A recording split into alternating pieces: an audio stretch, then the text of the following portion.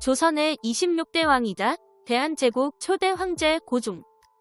우리는 고종에 대해 일본의 강압에 못 이겨 나라를 빼앗긴 비운의 왕, 나아가서는 일본의 핍박 속에서도 조선의 자주 독립과 나름 백성들을 계몽시키기 위해 노력한 왕이라고 알고 있는데요.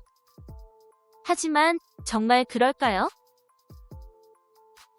고종은 직접 권력을 잡은 1873년부터 강제로 폐위당한 1907년까지 약 35년간의 기나긴 통치 기간 동안 근대화의 길로 이끌어 나라를 발전시킬 수많은 기회가 있었음에도 마지막까지 자신의 사리사욕을 채우는데 나라와 백성을 이용했으며, 그렇게 이용한 나라마저도 껍데기만 남자 자신의 목숨값과 바꿔 일본에 팔아넘긴 지도자입니다. 우리는 을사오적이라 해서 이 5명이 주도적으로 나라를 팔아넘긴 걸로 흔히 알고 있지만, 이 을사오적의 배후에는 고종이 있었다는 것을 알아야 합니다. 다시 말해 이 5명도 당연히 책임이 있지만, 나라가 망한 근본적인 원인은 그 당시 최고 지도자였던 고종의 끝없는 욕심과 무능에서 찾아야 합니다.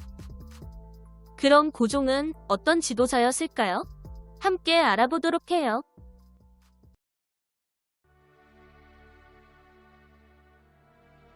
고종은 1864년 왕위에 올랐는데요. 왕위에 오를 당시 12살이었던 고종은 너무 어렸으므로 고종의 아버지였던 흥선대원군이 1873년까지 약 10년간 대신 나라를 다스렸습니다. 그 당시 조선은 1800년부터 시작된 세도 정치 때문에 백성들의 삶이 많이 어려웠습니다. 흥선대원군은 그 원인이었던 명반들의 부패를 척결하고자 여러 가지 개혁을 실시하였습니다. 당시 조선 바다에 출몰하던 서양 나라들의 위기감을 느낀 흥선대원군은 중요한 길목인 강화도를 중심으로 군사력을 강화하였고, 세도 정치의 중심이었던 노론을 견제하기 위해 다양한 정파의 인재들을 등용했으며, 중국 사대주의의 상징인 만동묘와 부패의 온상이었던 서원을 부수고 백성들의 피와 땀을 착취했던 삼족문란을 개혁하였죠. 물론 이런 개혁들의 양반들은 성리학의 질서를 들먹이며 벌떼처럼 들고 일어났지만, 흥선대원군은 노련한 정치력으로 이런 개혁들을 밀어붙이며 호흡기만 달고 있던 식물인간 조선에 한 줄기 희망을 불어넣었습니다.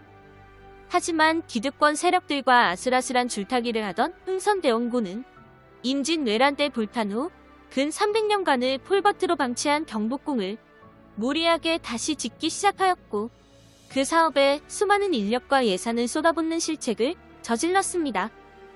이 실책을 빌미로 반대파가 흥선대원군을 쫓아내었고, 그 반대파에 손을 잡은 고종이 공식적으로 왕위에 오른 지 10년 만에 직접 나라를 다스리기 시작하였습니다.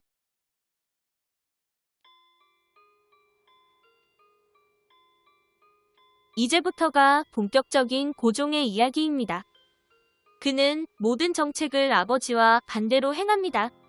먼저 아버지가 신효를 기울여 구축해놓은 최전방의 군대들을 축소시켜 궁궐, 정확히는 자신을 지키는 경호부대로 활용합니다. 그 결과 그나마 모양새는 차리고 있던 조선의 군대는 1875년 일본배 한 척의 대포 한 발에 나라의 문을 열어버릴 만큼 존재 자체가 없어집니다. 세상에 나라를 지킬 군대가 없는 나라라니 상상이나 가시나요? 그럼 그 부대들이 왕궁은 잘 지켰냐고요? 후에는 나라에 돈이 없어 그 호위부대마저 사라지고 말죠. 또한 만복묘와 서원, 각종 세금을 부활시켜 전보다도 더 백성들을 착취하였고, 놀라운 건 그렇게 쥐어짠 세금을 나라의 예산으로 쓰는 것이 아니라 자신의 개인 용돈으로 활용합니다. 그럼 그 돈들은 다 어디에 썼을까요? 다음은 고종의 카드 내역서입니다. 각종 궁궐 보수 확장 공사, 사일지도안을 평양의 궁궐 짓기, 왕릉 공사 및 각종 왕 실장 내 비용, 서양 그릇 수집, 서양 최신 무기 수집, 군 사용이 아닌 총소리 감상용, 엉터리 사이 비무당, 사당 지어주기, 새벽까지 궁궐에 전등 켜놓고 놀기, 일본한테 사기당하기, 그리고 기타 각종 사치와 잔치 비용까지. 그중 악권은 새벽까지 궁궐에 전등 켜놓고 놀기와 일본한테 사기당하기인데요. 고종은 새벽까지 노는 걸 좋아해 광대들을 불러 밤새 놀고 다음날 오후 3, 4시에 일어나는 것이 일상이었는데, 관리들은 늦잠을 자느라 제 시간에 만날 수 없는 왕을 두고 매일같이 분통을 터뜨렸다고 하네요. 또 한 번은 양모우란 일본 배를 그 당시 돈 50만원 주고 산 적이 있는데, 그 배는 이미 일본에선 쓸모가 없어 버리려 한 고철이었습니다. 나중에야 아무 쓸모가 없다는 걸 깨달은 고종은 다시 일본에게 4만원에 되팔았다고 하네요. 이렇게 낭비를 하고도 돈이 모자랐던 고종은 왕이란 사람이 심지어 돈을 받고 관직을 팔았습니다. 직접 관직을 파는 왕이라니. 우리나라 역사 어디에도 이런 왕은 없었지요. 이런 고종을 보고 미국인 할례는 이런 말을 남깁니다. 조선 사람들은 가련하다. 내가 세계 9만 리를 돌아다니고 세계 4천년의 역사를 돌아봤지만 고종과 같은 왕은 처음이다. 왕이랍시고 앉아만 있으면 나라에서 돈이 저절로 생기는 줄 알았던 고종은 생각보다 나라가 가난하다는 걸 깨닫고 경제에 기억자도 모르는 경제 지식으로 화폐개혁을 하지만 그마저도 대실패. 결국 나라 경제는 회복불능의 상태로 치닫게 되는데, 어느 날 답답했던 영의정이 고종에게 아뢰입니다. 다음은 실제 두 사람의 대화 내용입니다. 지금 나라 예산이 얼마 남지 않았습니다. 예산을 관리하는 부서가 어찌 일을 했기에 돈이 없단 말이오. 어딘가 낭비되는 곳이 있는 것 아니오? 낭비한 곳이 없는데도 이렇게 되고 말았으니 저도 걱정이 많습니다. 내가 왕이 되기 전에는 무슨 일이 생기면 10만 냥도 거뜬히 나라에서 마련하곤 했는데 왜 요즘은 지난날과 다르게 돈이 없단 말이오? 나라의 세금을 자신의 금고로 가져와 돈을 물쓰듯 쓰는 것도 모자라 많은 신하들의 반대를 무릅쓰고 어처구니 없는 경제정책을 남발했던 장본인이 나라에 돈이 없다 충고하는 신하에게 도대체 누가 그런 낭비를 한단 말인가 하고 되묻는 고종. 이런 이유로 조선이란 나라는 고종 이후 만성적인 가난에 시달렸고, 직접 나라를 다스린 지 5년 만에 청나라에 이런 보고가 들어갑니다. 조선의 국가 금고엔 1개월치 비축분도 남아있지 않다. 지금 말씀드린 것 외에도 많은 일이 있었지만 시간상 이쯤에서 마칩니다. 실로 5년 만에 나라를 파탄으로 몰고 간 대단한 능력을 보여준 왕이었습니다.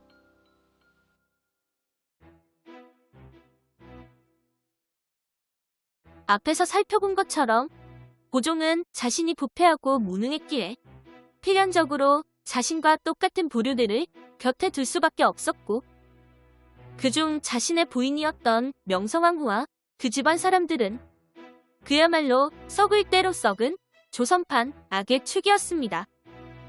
이 자들에게 국가나 백성은 단지 자신들의 재산을 늘리기 위한 수단일 뿐이었습니다.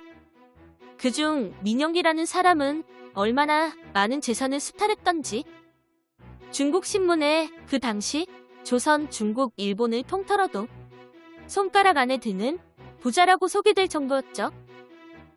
1907년 당시 조선이 일본에게 진 나라빚이 1,300만 원이었는데 민영기가 죽을 당시 가진 개인 재산이 1,200만 원 정도라고 해요.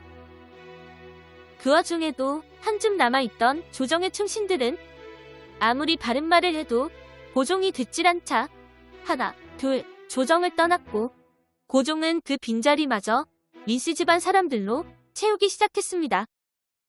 많을 때는 이 한 집안 사람들이 차지한 관직이 260여 개가 넘었다고 합니다. 이렇듯 고종과 민씨 집안은 한마음 한뜻으로 나라를 거덜내던 영혼의 파트너였고, 우리가 조선의 국모다 라고 알고 있는 명성황후도 실상은 백성들의 영혼까지 수탈한 나쁜 왕비였습니다. 결국 13개월 동안이나 월급을 받지 못한 군인들이 1882년 이모군란을 일으켰는데요. 그 이모군란을 일으켰던 사람들이 오죽하면 모든 민씨들은 다 죽인다고 이를 갈았을 정도입니다. 더 큰 문제는 고종 자신은 이런 부패와 무능에 대해 전혀 자각하지 못했다는 것입니다. 다음은 1900년 서수붕이란 청나라 공사와 고종의 대화입니다. 당신의 나라는 운수가 왕성하고 풍속이 아름답습니다. 칭찬은 감사하나 갑자기 그게 무슨 말이오? 청나라는 매관매직을 한 지 10년도 안 돼 나라가 망했는데 당신네 나라는 매관매직을 한 지 30년이 되도록 나라가 망하지 않았으니 운수가 왕성하고 풍속이 아름답지 않으면 어찌 그리 될 수 있겠습니까?